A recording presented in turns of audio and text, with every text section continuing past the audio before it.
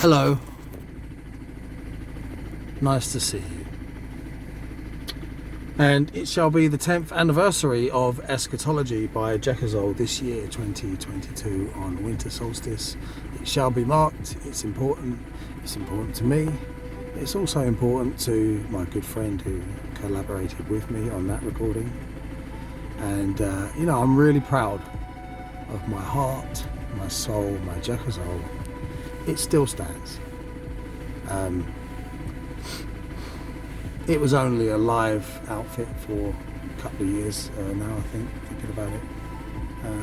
But it was a private project, a creative project, and it's not as if you have to keep throwing out stuff, is it? For attention, like some parade of silly TikTok videos or whatever. You do the best you can. You're chasing something. Hopefully you attain that skill level. When you aim for perfection, you reach a stage where even with the imperfections, it becomes special. It's like I wouldn't change it. I'm happy. It's funny how things work like that, isn't it? So I'm very proud of all of the music on this channel, and the reason why I'm making this video now is because I was just thinking about I mustn't go into negatives, I won't really, but if we just move towards the positive, that Jekazol still stands. It's backed up on various hardware, and everything goes through a process of being born, the maturation process, the climax, and hopefully maintains its dignity towards and within its ending and beyond. That's the aim. That's what we're aiming for, and I feel that was achieved with Jekazol. So I'm really happy about that. And, like a lot of things, it's funny. You didn't always felt a sense of like not being proper, not being signed, not being a full band, and it was that hunger that drove me forward. And now, being 45 years old at the time of this recording, the idea of that dream, I don't know if you call it the dream of childhood. There was a notion that I was handing a gift to my teenage self. If I could have met my teenage self along the road and handed him a CD with the music of Jekazol on it, that teenage me would have done a backflip. So it was giving a gift to my earlier self. The dream that felt like it was always, somewhere up in the clouds. So it was achieved. And if I'd gone on to have the record deal and all that, getting bored of your own songs, playing clubs, and it seems really good, doesn't it, when you're younger? But kudos to anyone who thinks that's wonderful now. There's nothing wrong with it. It's great, but it's not for me. I wouldn't have enjoyed that. I know that now, and so it had its moment, and it stands. And so the next video, I'm going to mark this anniversary, and the next video after that,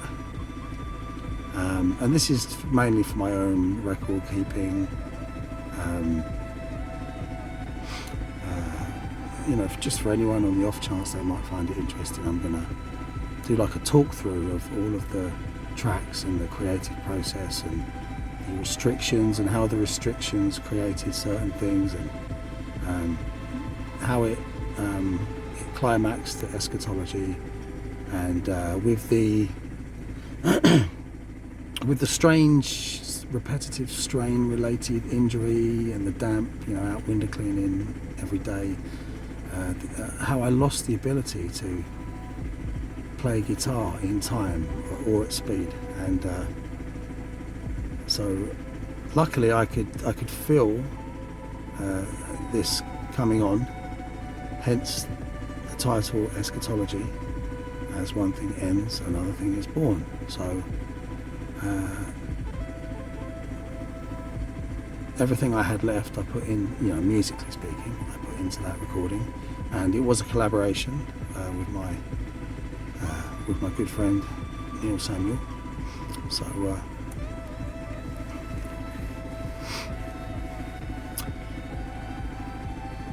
it became a seed,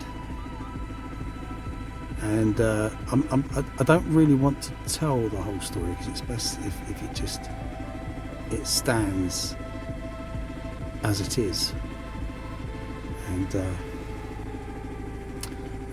but if one was to read between the lines and be familiar, it's really quite extraordinary the way things turned out. So yeah, next video, I want to mark the anniversary, and the next video after that we'll close things off with a kind of review of the whole process. And if you're a muso, you'll like it, because I was a muso. I was into the gear and the technique and the artistry and the craft, songcraft, all that kind of thing.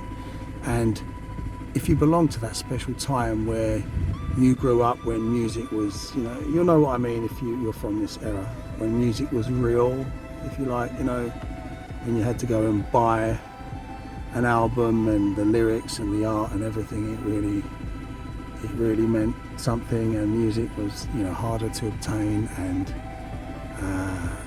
it meant more to be a metalhead, so coming from that classic era, and moving into the digital age, it lies on a fulcrum like that. I've experienced both. So for anyone that's interested, I want to make an examination of this process for musos, creative types. And anyway, thanks very much. The phrase was coming to mind just then. Yeah. As the sun sets, I still stand. Was it? As the sun sets, I say something like that. I still stand. Jekazol still stands. Makes me very happy.